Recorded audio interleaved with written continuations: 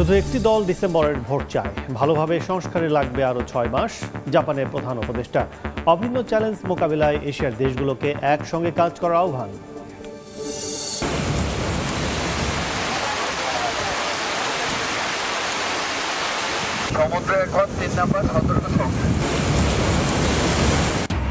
নিম্নচাপের প্রভাবে উত্তাল সাগর, রাজধানী সহ সারা দেশে ঝরছে বৃষ্টি।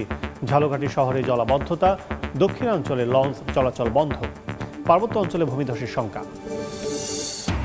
পাচারে অর্থ ফেরানোর উদ্যোগ, বাজেটে থাকছে বিশেষ কর্মকৌশল। ইতিবাচক বলছেন অর্থনীতিবিদরা, সরকারের ভাবনা বাস্তবায়নে বরাদ্দ রাখার পরামর্শ। জাতিসংঘ শান্তিরক্ষী দিবসে সেনানিবাসে নানা আয়োজন। ঢাকায় পিস কিপার্সরা বাহিনীকে আরও দক্ষ করতে কাজ করছে সরকার, বললেন স্বরাষ্ট্র উপদেষ্টা। এবং লাব্বাইক আল্লাহুম্মা লাব্বাইক ধ্বনিতে মুখরিত হওয়ার অপেক্ষায় মিনা। 4 জুন শুরু পবিত্র হজের আনুষ্ঠানিকতা, আগেভাগেই প্রস্তুতি নেওয়ার পরামর্শ ইসলামী চিন্তাবিদদের।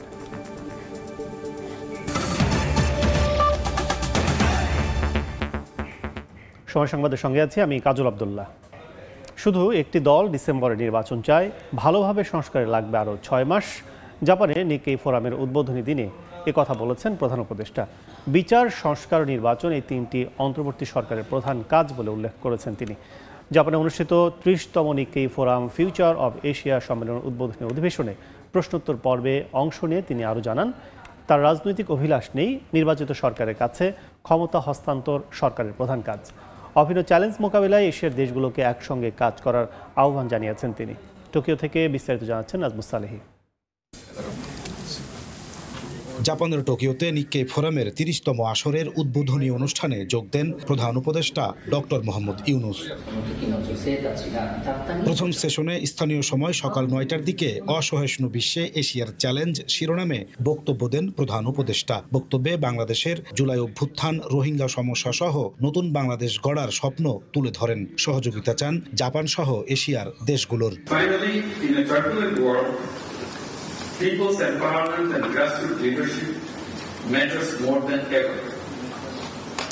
Asia must offer not just economic strength, and I hope for continued peace, stability, and coexistence in South Asia and beyond. লিখিত বক্তব্য শেষে একই মঞ্চে প্রশ্ন উত্তর পর্বে বাংলাদেশ বিষয়ে খোলামেলা কথা বলেন ডক্টর ইউনুস। বলেন, বিচার, সংস্কার ও নির্বাচন অন্তর্বর্তী সরকারের প্রধান কাজ। এ সময় প্রধান উপদেষ্টা বলেন, সবাই নয়, একটি মাত্র রাজনৈতিক দলই ডিসেম্বরে নির্বাচন দাবি করছে। ডিসেম্বরে নির্বাচন হলে সংস্কারে তাড়াহুড়ো হবে, আর ভালোভাবে সংস্কার করতে হলে অতিরিক্ত 6 মাস দরকার হবে।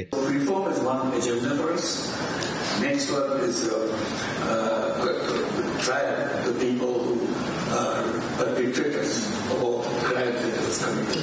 So we have a international tribunal to try all the criminals. So this is number 2. Number 3 is election, finally the election. So we have been explaining to people the election will be held between end of this year in December or maximum of June. একটি অবাধ নিরপেক্ষ নির্বাচন আয়োজনে অন্তর্বর্তী সরকার প্রতিশ্রুতিবদ্ধ জানিয়ে প্রধান উপদেষ্টা বলেন, নির্বাচনের প্রস্তুতি নিচ্ছেন তারা। এশিয়ার সমস্যা সম্ভাবনা নিক্কেই ফোরামের আলোচ্য বিষয় হলেও ডক্টর মোহাম্মদ ইউনুসের সেশনটি হয়ে ওঠে বাংলাদেশময়।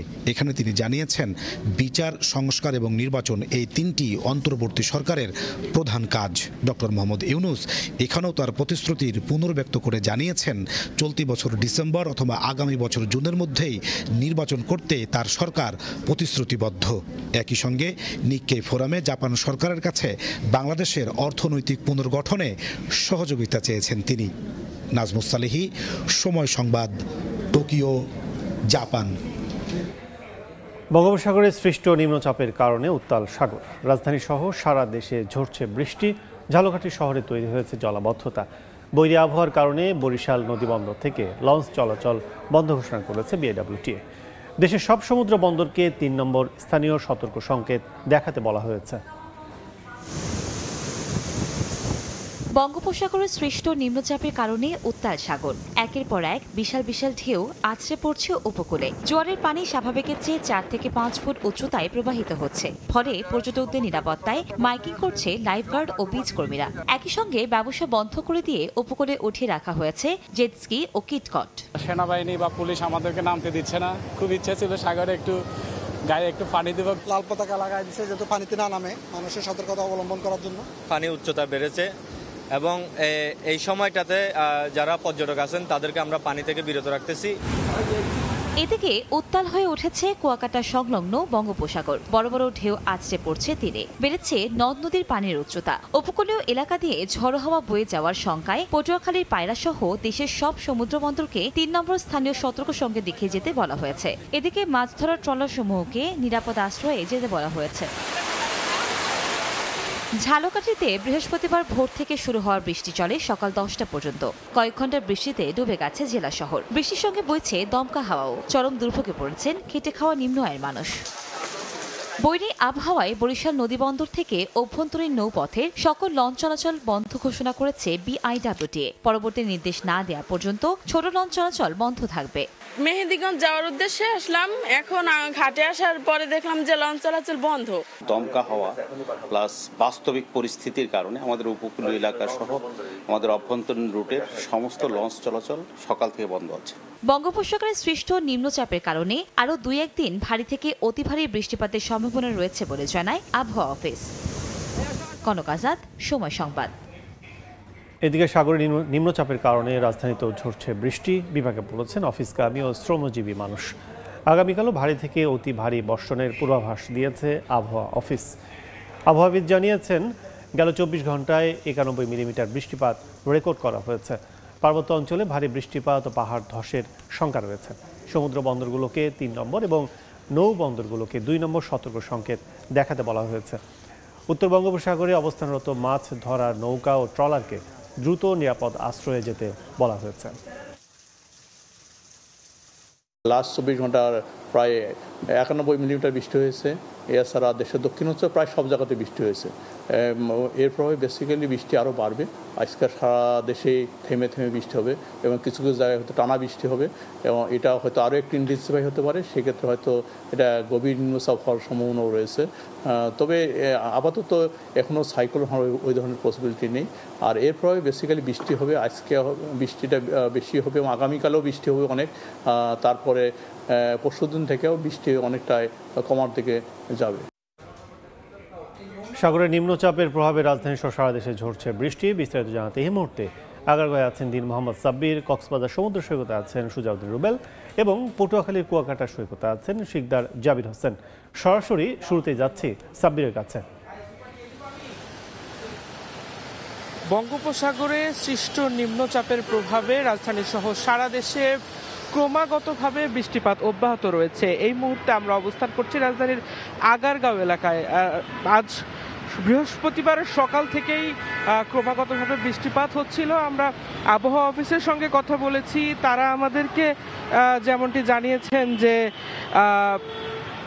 মূলত আসলে বঙ্গোপসাগরে একটি লঘুচাপ, স্পষ্ট লঘুচাপ সৃষ্টি হয়। সেই লঘুচাপ পরবর্তীতে ঘনীভূত হয়ে নিম্নচাপে পরিণত হয়।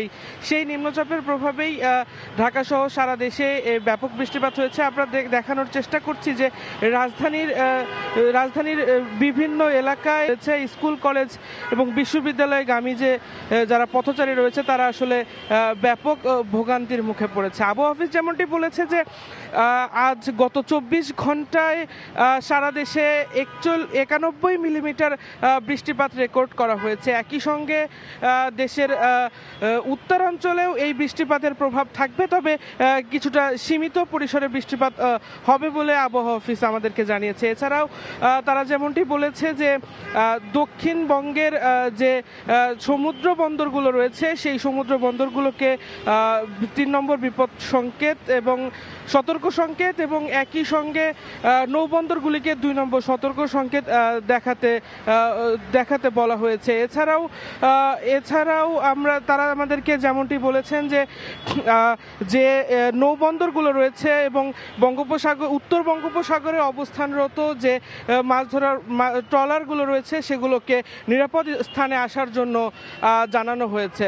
তো এই ছিল আমার কাছে। এবার আমরা চলে যাব কক্সবাজারে, সেখানে রয়েছেন সহকর্মী সুজাউদ্দিন রুবেল।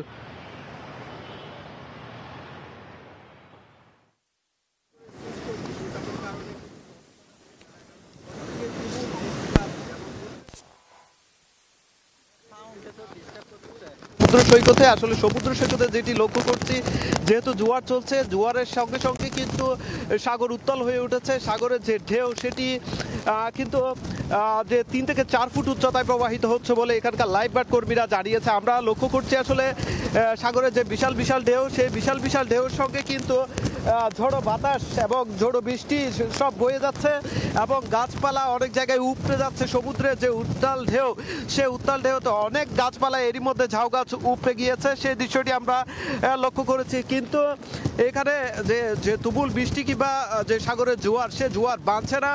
অনেক পর্যটক কিংবা স্থানীয় যে ছেলে পেলে এসেছে, তারা কিন্তু সমুদ্রের যে উত্তাল ঢেউয়ের মধ্যে কিন্তু তারা ফুটবল কিংবা তাদের বন্ধুদের নিয়ে কিন্তু মেতে রয়েছে।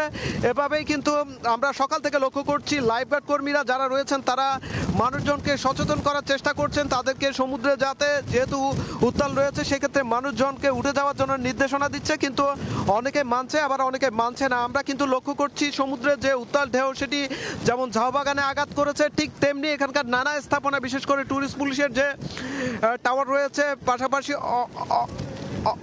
অনেক যে সরকারি স্থাপনা রয়েছে সেগুলো ঝুঁকির মধ্যে পড়েছে। এবং এই যে বিপুল যে সাগর উত্তাল এবং যে নিম্নচাপের কারণে কিন্তু আমরা লক্ষ্য করছি বৈরী আবহাওয়া বিরাজ করছে। তবে আবহাওয়া অফিস বলছে যে ঝড়ো হাওয়া, ঝড়ো বাতাস সেটি আগামী 2-1 দিন অব্যাহত থাকবে এবং এর পর হালকা বৃষ্টির মাধ্যমে আবহাওয়া পরিস্থিতি আবার স্বাভাবিক হবে। তো এই ছিল আমার কাছে কক্সবাজার থেকে সবশেষ। আমরা এখন চলে যাচ্ছি পটুয়াখালীতে আমাদের সহকর্মী শিকদার জাবির হোসেনের কাছে। উত্তর পশ্চিম বঙ্গোপসাগর ও তৎসংলগ্ন এলাকায় সৃষ্ট লঘুচাপটি সুস্পষ্ট নিম্নচাপে পরিণত হয়েছে, যার কারণে উত্তাল হয়ে উঠেছে বঙ্গোপসাগর। এই মুহূর্তে আমরা দেখতে পাচ্ছি কুয়াকাটা সমুদ্র সৈকতে বড় বড় ঢেউ আছড়ে পড়ছে এবং ঢেউয়ের তীব্রতা কিন্তু ক্রমেই বেড়ে চলছে এবং সকাল থেকে মুষলধারে বৃষ্টি হচ্ছে। যদিও গত রাত থেকে বৃষ্টি হচ্ছিল এবং এর আগে গত 3 দিন ধরে থেমে থেমে বৃষ্টি হচ্ছিল, কিন্তু গত রাত থেকেই কিন্তু মুষলধারে বৃষ্টি চলছে এবং গোটা উপকূল জুড়েই কিন্তু গুমোট আবহাওয়া বিরাজ করছে। এবং সেই সঙ্গে কিন্তু আমরা দেখতে পাচ্ছি যে জোয়ারের পানির যে উচ্চতা তা স্বাভাবিকের চেয়েও কিছুটা বৃদ্ধি পেয়েছে এবং স্থানীয় যে নদ নদী, সেই নদ নদীর যে পানি তার উচ্চতাও বৃদ্ধি পেয়েছে। এবং এই নিম্নচাপের কারণে সৃষ্ট ঢেউয়ের কারণে মূলত পায়রা সমুদ্র বন্দরকে 3 নম্বর স্থানীয় সতর্ক সংকেত দেখিয়ে যেতে বলা হয়েছে এবং মাছ শিকারের যে ট্রলারগুলো রয়েছে সেই ট্রলারগুলোকে উপকূলের নিকটবর্তী এলাকায় থেকে মাছ শিকার করতে বলা হয়েছে। তো আমরা জানি যে যেহেতু বঙ্গোপসাগরে 58 দিনের নিষেধাজ্ঞা চলছে, সে কারণে সমুদ্রে এই মুহূর্তে মাছ শিকারের ট্রলার নেই, তবে নদীতে কিন্তু এখনও মাছ শিকারি ট্রলার রয়েছে। তো সেক্ষেত্রে কিন্তু আমরা জানি যে নদীতে মাছ শিকারি ট্রলার কিন্তু এই মুহূর্তে রয়েছে এবং তারা কিন্তু নিরাপদে মাছ শিকার করছে, সেটি আমাদেরকে মৎস্য বিভাগ জানিয়েছেন। আর এখনও পর্যন্ত কিন্তু কুয়াকাটা সমুদ্র সৈকত যেভাবে উত্তাল রয়েছে, সেই উত্তাল ধারা অব্যাহত থাকলে কিন্তু আশপাশের যে নিম্নাঞ্চলগুলো রয়েছে সেই নিম্নাঞ্চলগুলো কিন্তু অনেকটাই প্লাবিত হওয়ার একটা সম্ভাবনা রয়েছে। তো এতটুকুই ছিল পটুয়াখালীর কুয়াকাটা সমুদ্র সৈকত থেকে আমার কাছে সবশেষ। নিম্নচাপের খবর জানতে এতক্ষণ সরাসরি ছিলাম রাজধানীর সহ পটুয়াখালীর কুয়াকাটা ও কক্সবাজারে। সময় সংবাদ আরও থাকছে। বিভিন্ন দেশের ওপর ট্রাম্পের শুল্ক আরোপ আটকে দিলেন আদালত। ক্ষমতা বহির্ভূত কাজ করেছেন মার্কিন প্রেসিডেন্ট, মন্তব্য বিচারকের, আপিলের ঘোষণা প্রশাসনের। আন্তর্জাতিক জাতিসংঘ শান্তিরক্ষী দিবসে রাজধানীর তেজগাঁওয়ে ম্যারাথনের আয়োজন করে বাংলাদেশ সশস্ত্র বাহিনী বিভাগ। এই আয়োজনের উদ্বোধন করেন স্বরাষ্ট্র উপদেষ্টা জাহাঙ্গীর আলম চৌধুরী। অনুষ্ঠানে উপস্থিত ছিলেন বাংলাদেশের জাতিসংঘের আবাসিক প্রতিনিধিও। ভোরে পুরাতন বিমানবন্দর থেকে যাত্রা করে প্রধান কার্যালয়ে প্রধান উপদেষ্টা কার্যালয় ঘুরে শেষ হয় পিস কিপার রান। জাতিসংঘ শান্তিরক্ষী মিশনে বাংলাদেশের ভূমিকা তুলে ধরেন স্বরাষ্ট্র উপদেষ্টা। The present interim government remains steadfast in its support for UN peacekeeping operation. We will continue to provide highly skilled and well-equipped personnel to serve in mission around the globe. We also reiterate our commitment to enhance the safety and security of our peacekeepers. পিলখানার বিস্ফোরক আইনের মামলায় 87 জনের জামিন শুনানি শেষ হয়েছে। আদেশ পরে দেবেন আদালত। কেরানীগঞ্জ কেন্দ্রীয় কারাগারে অস্থায়ী আদালতে বেলা 11টায় শুনানি শুরু হয়। আসামি পক্ষের আইনজীবীরা জানান, এই ঘটনায় সংশ্লিষ্টদের বিভিন্ন মেয়াদে সাজা ভোগ শেষ হয়েছে। মামলার সাক্ষী অবসরপ্রাপ্ত মেজর জায়েদি আহসান হাবিবের সাক্ষ্যের ওপর অবশিষ্ট জেরা এবং অবসরপ্রাপ্ত মেজর ইশতিয়াক আহমেদ খানের সাক্ষ্য গ্রহণ চলছে। এখন পর্যন্ত এই মামলায় 218 জন জামিনে মুক্তি পেয়েছেন এবং 287 জন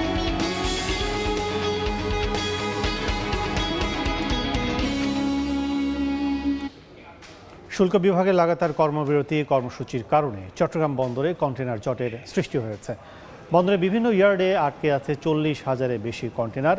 একই সঙ্গে বার্থিং জটিলতায় 20,000 কন্টেনার নিয়ে 17টি জাহাজ বন্দরে ফেরার অপেক্ষায় রয়েছে। স্বাভাবিক সময়ে প্রতিদিন চট্টগ্রাম বন্দর থেকে গড়ে 1,000-এর বেশি পণ্য বোঝাই কন্টেনার 19টি অফডকে ডেলিভারি হলেও এ সময় তা নেমে এসেছে মাত্র 400 থেকে 500-তে।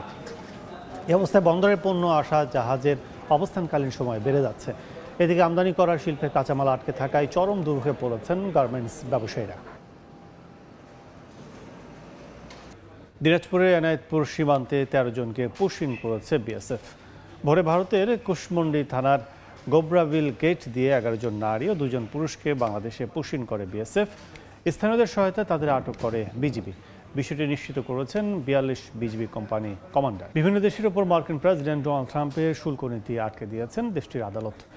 স্থানীয় সময় বুধবার ম্যানহাটনের কোর্ট অব ইন্টারন্যাশনাল ট্রেড এ রায় দেন। এতে বলা হয় যে জরুরি আইনের অজুহাত দেখিয়ে হোয়াইট হাউস এই শুল্ক আরোপ করেছে। সেই আইন যুক্তরাষ্ট্রের প্রেসিডেন্টকে একচেটিয়াভাবে বিশ্বের প্রায় সব দেশের পণ্যে শুল্ক বসানোর এখতিয়ার দেয় না। আদালতের এ রায়কে ট্রাম্পের অর্থনৈতিক নীতির ওপর বড় ধাক্কা বলে মনে করা হচ্ছে। তবে রায়ের বিরুদ্ধে আপিল করেছে ট্রাম্প প্রশাসন। এই ছিল সময় সংবাদে, সঙ্গে থাকুন সময়।